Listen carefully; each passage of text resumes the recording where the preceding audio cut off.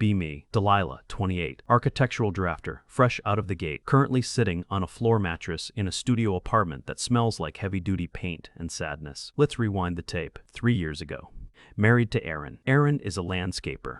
Owns his own small business, Green Horizonscapes, or some generic suburban nonsense. He's the kind of guy who tracks mulch into the house and thinks it's earthy. He's also the guy who looks at me like I hung the moon, or so I thought. 3 years ago, I'm 25, working a dead-end admin job at a dental supply distributor, dreaming of architecture school, dreaming of designing skylights and open-concept mudrooms. Aaron comes home one Tuesday. Smells like cut grass and two-cycle engine fuel. Phone buzzes on the counter while he's in the shower. I don't snoop. I never snoop. But the screen lights up with a preview. Miss the way you smell. Shower didn't help. Sender, Kelsey. Kelsey is our friend. Kelsey is the one who brought potato salad to our July 4th barbecue and spilled it on my patio rug. Kelsey just got divorced 6 months prior. Aaron was helping her with some yard work at her new place. Classic. Cliché. I feel the blood drain out of my face so fast I actually get dizzy. Sit down on the kitchen linoleum, stare at the grout lines, hear the water running in the shower. He's in there scrubbing off the day, scrubbing off her. I don't scream. I don't throw the Le Creuset Dutch oven through the window. I just go cold. Absolute zero. He comes out, towel around his waist, damp hair sticking to his forehead, gives me that goofy grin. Hey babe, thinking tacos tonight? I look at him and I see a stranger wearing my husband's skin. I say, sure, tacos. Voice sounds like it's coming from an AM radio in the next room. That night, I lay in bed staring at the ceiling fan, wobbling on its axis. Click whir, formulating the plan. I could leave now. Pack my Honda Civic and go back to my parents' place in Ohio. Sleep in my childhood twin bed under the debate team posters. Start over with nothing. Or I could get what I'm worth. Next morning, Aaron makes coffee, pours it into my favorite mug, the one with the chip on the rim. He kisses my forehead. I don't flinch, but inside I'm recoiling. He says, babe, I've been thinking. You hate that job at the dental place. You want to do the architecture program. I'm pulling in good numbers this quarter. Quit the job. Go to school full-time. I got us. He looks so proud of himself. Provider mode activated. He wants to be the hero. Guilt money? Maybe. Maybe he thinks if he funds my dream, God will forgive him for where he put his dick. I look him in the eye. Dead calm. Okay, Aaron, let's do it. Thus begins the 3-year campaign of silence. Enter Monica. Monica is my best friend from college. Monica is the unreasonable character in this tragedy. Monica works in people operations for a tech startup that makes dog walking apps. She speaks exclusively in therapy weaponized buzzwords. I meet Monica for coffee 3 days after finding the texts. I show her the screenshots. I expect her to tell me to slash his tires. Instead, she adjusts her oversized tortoiseshell glasses. Delilah, we need to reframe this narrative. He has created a deficit of trust. He is currently in spiritual debt to you. You are entering a season of reclamation. Do not leave until you have extracted the value of your emotional labor. Monica calls it the Equity Retrieval Project. I call it using him. Same difference. I quit the dental job. Enroll in the university program. Tuition is astronomical. Aaron doesn't blink. He picks up extra contracts. Commercial lots. Homeowners associations. He's waking up at 4:30 a.m. Gone before I open my eyes. Comes home at 8 p.m. Covered in dirt, sunburned, exhausted, hands rough as sandpaper. He puts the checks on the counter. I deposit them. I study. I stop touching him. First it's, I'm stressed about midterms. Then it's, I'm feeling really low, Aaron, I think I'm depressed. He buys it. Hook, line, and sinker. He tries to be supportive.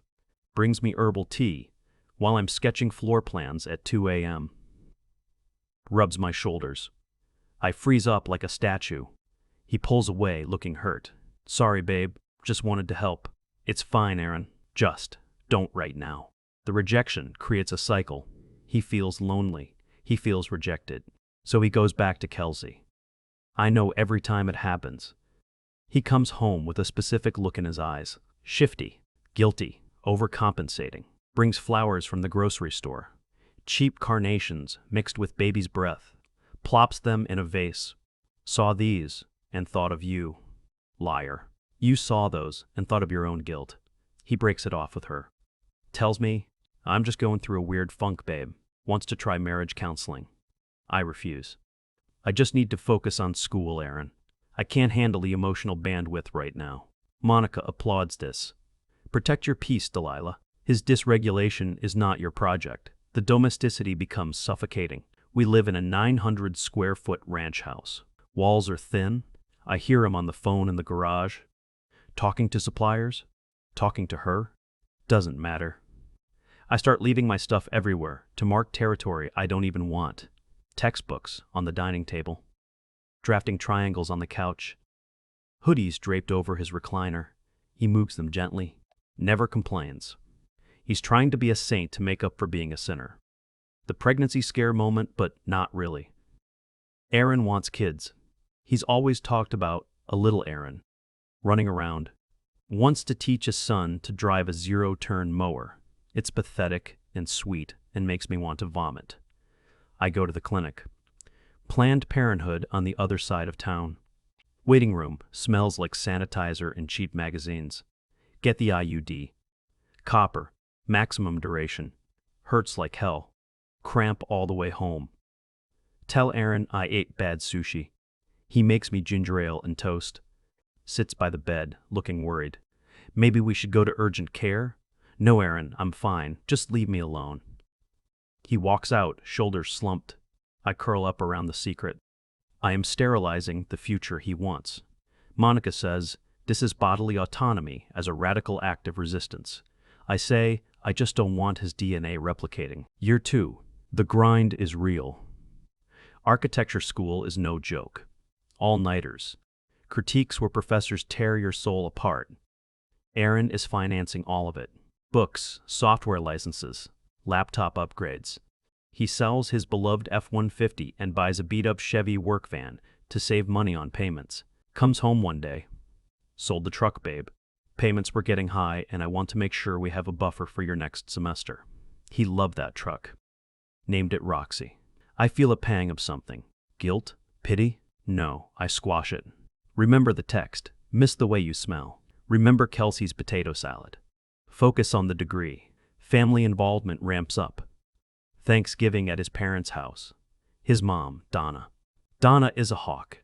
She knows something is off. Stares at us across the turkey.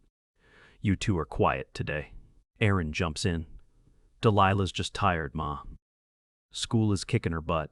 He grabs my hand on the table. His hand is calloused, warm. I let it stay there for 3 seconds, then reach for the salt. Pull away. Donna's eyes narrow. Well, you know what they say. Marriage is work. Gotta put in the time. Thanks, Donna. Didn't know the time involved funding my exit strategy. Drive home is silent. Rain hitting the windshield.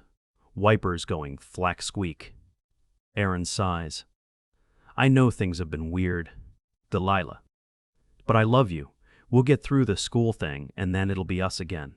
He believes it. He really believes I'm just stressed. He's delusional. Monica texts me during the drive. Status check? Did you maintain boundaries? I text back Donna suspects. Aaron is clueless. Monica sends a gif of Taylor. Year 3. Final project. Thesis. I'm designing a community center with sustainable rainwater harvesting. Aaron is harvesting debt. He takes out a small business loan to cover our mortgage because he's pouring all the cash into my tuition. He looks aged. Gray hairs in his beard, bags under his eyes. He's working 6 days a week now. Kelsey comes back into the picture. I see her car parked 2 streets over when I'm jogging. White Hyundai Elantra. Dented bumper. I know she's meeting him. He comes home smelling like vanilla body spray masked by sweat. He thinks he's slick. He showers immediately. Uses the exfoliating scrub I bought. Scrubs until his skin is red. He sits on the edge of the bed that night, head in hands. I don't know who I am anymore, Delilah. A moment of truth. I look up from my laptop. What do you mean, Aaron? I just feel like I'm failing you, failing us. He's fishing for reassurance. Wants me to say, no, baby, you're great, come here. I don't. I say, maybe you need to work harder on your focus, Aaron. Cold. Ice cold. He nods, defeated. Yeah, you're right. Graduation day approaches. I land the job. Junior architect at a firm downtown. Salary is decent. Benefits are good. I sign the offer letter in the parking lot of a Panera Bread, hands shaking. Call Monica. It's done. I have the exit vector. Monica screams. Manifestation complete. We are initiating protocol. Bye, boy. I don't scream. I feel. Heavy. Numb. Go home. Aaron is there. He has a bottle of champagne. Cheap stuff, Corbel. Heard you got the offer letter email. Babe, this is it. He picks me up, spins me around. For a second, just 1 second, it feels like it used to. Familiar. Safe. Then I remember Kelsey's shower. I remember the last 3 years of lies. I ask him to put me down. Let's celebrate properly, he says. Dinner. Saturday. That Italian place you love. The one with the white tablecloths. Okay, Aaron. Saturday. The days leading up to Saturday are a blur of logistics. I rent the studio apartment secretly. Sign the lease on my lunch break. Deposit the security deposit using my new signing bonus. Start moving small things out of the house. Winter coats. Books I don't need right now. Jewelry box. He doesn't notice. Men are blind to the subtraction of objects until the toilet paper runs out. Saturday arrives. I wear the black dress he bought me for our first anniversary. Symbolic. We go to the restaurant. Waiter is named Carlos, has a thick mustache, pours the wine. Aaron raises his glass. To Delilah, my architect, my rock. We made it, babe. The hard part is over. He's tearing up. Genuine tears. He thinks the finish line is a fresh start. I reach into my purse, pull out the manila envelope. Thick, heavy. Place it on the pristine white tablecloth, right next to the bread basket. What's this? He asks, smiling. Thinks it's a gift. Maybe tickets to a vacation? Open it, Aaron. He opens it, pulls out the stack of paper. Screenshots. Hundreds of them. Dates. Timestamps. Photos. The color drains from his face faster than a sinkhole. He looks at the first page. Miss you. Last night was amazing. She doesn't suspect a thing. He looks up at me, eyes wide, terrified, like a deer caught in the headlights of a semi-truck. Delilah, I say, voice steady, scary steady. I've known for 3 years, Aaron. He chokes. 3 years. Since the beginning. Since before I started school. He connects the dots. I watch the math happen in his brain. The tuition, the depression, the separate beds, the lack of sex. You stayed. I stayed because you offered to pay, I say. Cruel. Surgical. I watched you work yourself to the bone to pay for my degree because I figured you owed me. He's shaking, visibly trembling, wine glass rattling against the table. But the IUD, the kids, I got it 3 years ago, Aaron. I told you I was sick.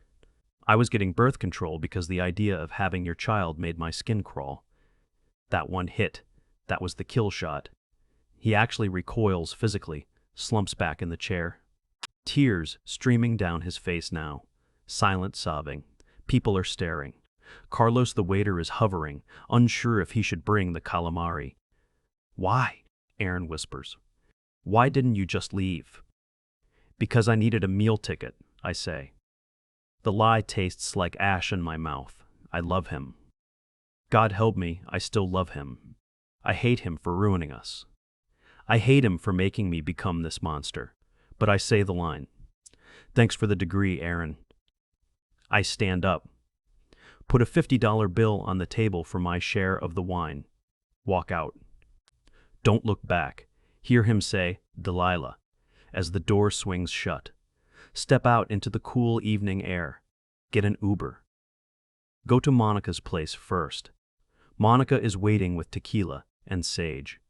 literally burning sage in her living room. Cleanse the energy, bitch, you were free. She hugs me. I don't hug back. I just stand there, shaking. Realization hits. I'm alone. I'm a divorcee at 28. I destroyed a man who loved me, even if he loved me badly.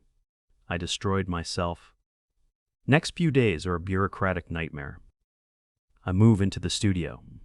Sleep on the floor mattress. No curtains yet.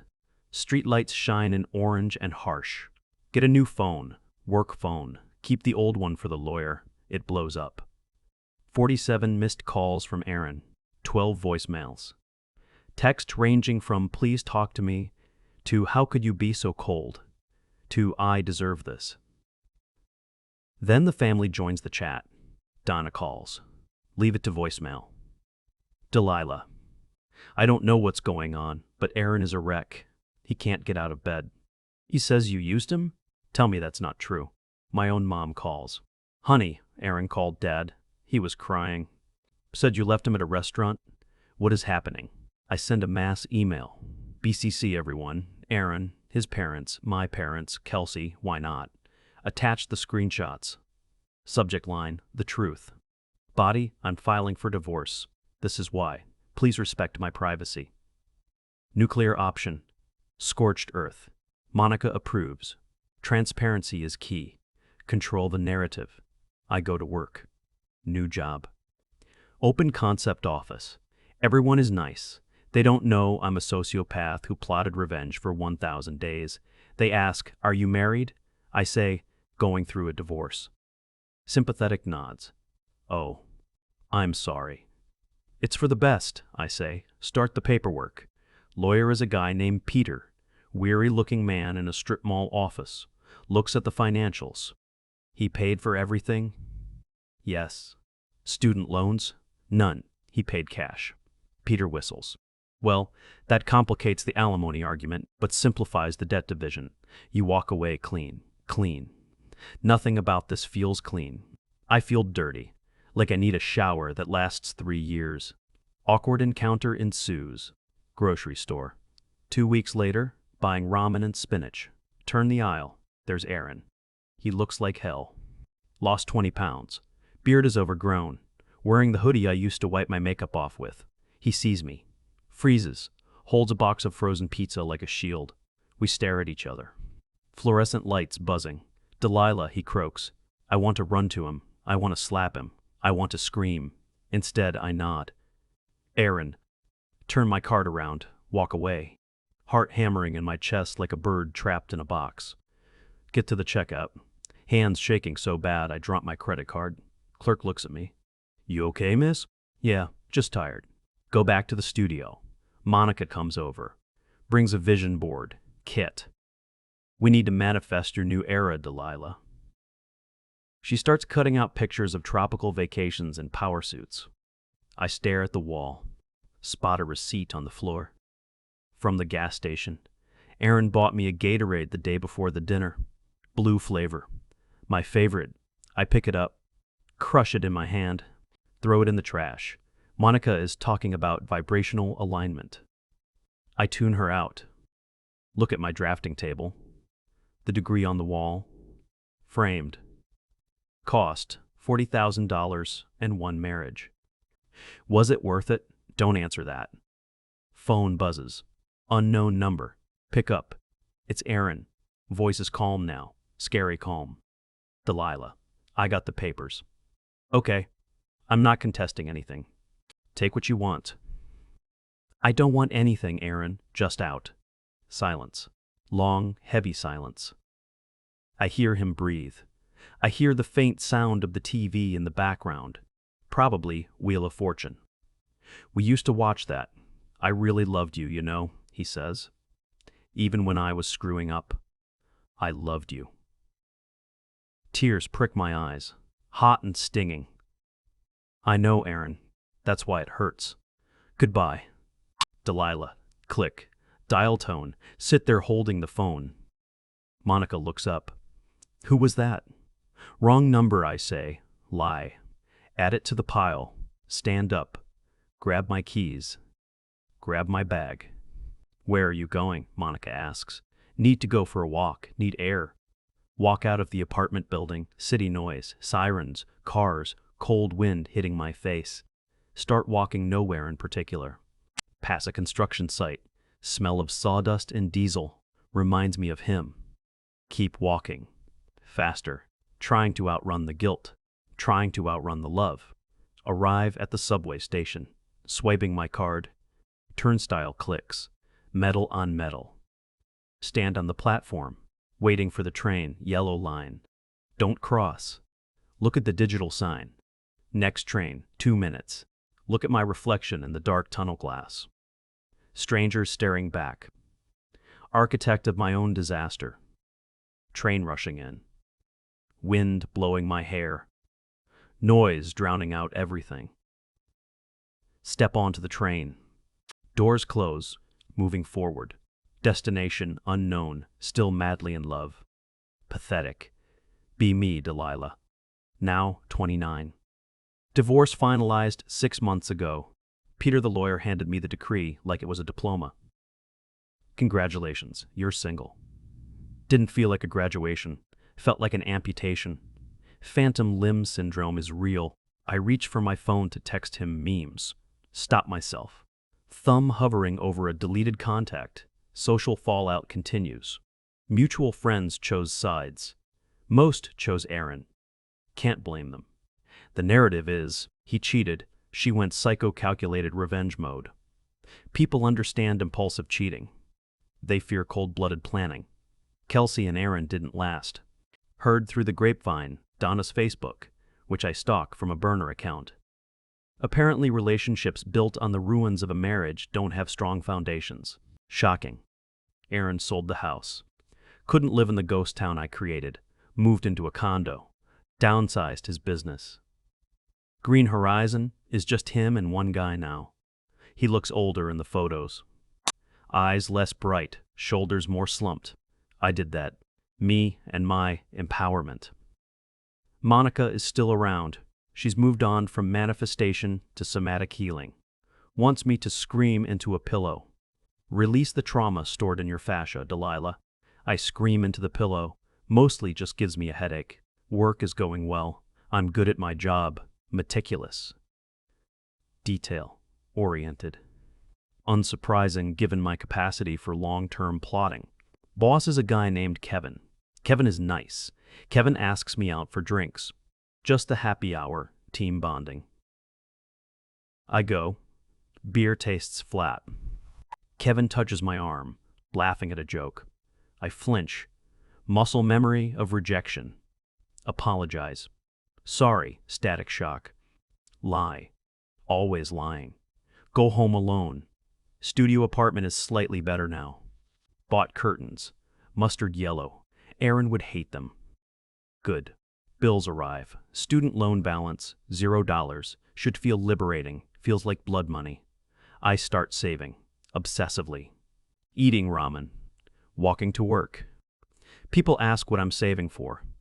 A house? Vacation? I say emergency fund.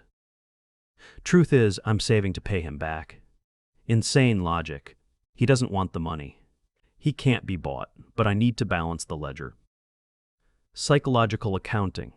I calculate the interest. Inflation adjustments. I am haunting myself. Family dynamic is strained. Mom tries to bridge the gap. Aaron asked about you the other day. Mom, stop. He just wanted to know if you were eating. He still cares. That bastard. Why can't he just hate me? Hate would be easier. Hate is clean. Indifference is the goal.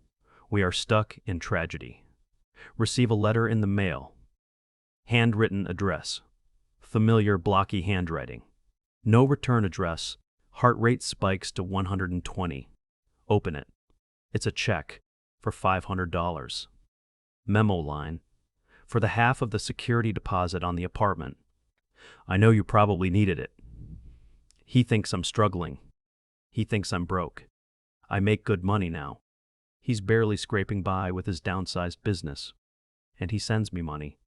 I stare at the check. Blue ink, smudge on the corner, probably from his thumb. Probably had dirt on it. I cry. Ugly cry. Snot and heaving sobs. Sliding down the kitchen cabinet door. Curled up on the floor, Monica would say, "Burn it. Release the attachment." I don't burn it. I put it in a box. Along with the receipt for the Gatorade I fished out of the trash. Along with the wedding ring I haven't sold. My museum of failures. Next day. Bureaucracy calls. Need to update my beneficiary on my life insurance at work. Currently listed as Aaron last name. HR lady is named Susan. Susan is cheerful. Just need to swap that out. Who's the lucky new person? I stare at the form. Blank line. No one. Put mother. Feel 12 years old again. Walking out of HR. Elevator ride down. Glass elevator. Watching the city sink. Phone buzzes. Text from unknown number deleted, but memorized. Saw a commercial for that Italian place. Hope you're doing okay. Don't reply. Can't reply. Type out, I miss you. Delete it. Type out, I'm sorry. Delete it. Type out, stop texting me. Delete it. Put phone in pocket. Walk out into the street. Rain starting. No umbrella. Let it soak me. Penance. Cold water running down my neck. People rushing past with umbrellas. Collision. Bump into someone. Guy drops his briefcase. Watch it, he snaps. Look up. It's not Aaron, just some suit. Sorry, I mumble. Keep walking. Water squishing in my shoes, head down. Destination. Bank. Deposit slip. Writing a check to Green Horizonscapes. Amount, $500. Memo, don't be an idiot. Mail it. Walk to the mailbox. Metal flap clangs shut. Sound of finality? No. Just the sound of the next round. Ping-pong match of guilt. Turn the corner. Wind picks up. Heading home. Empty apartment waiting. Degree on the wall. Lights off. Nobody home. Just me and the consequences.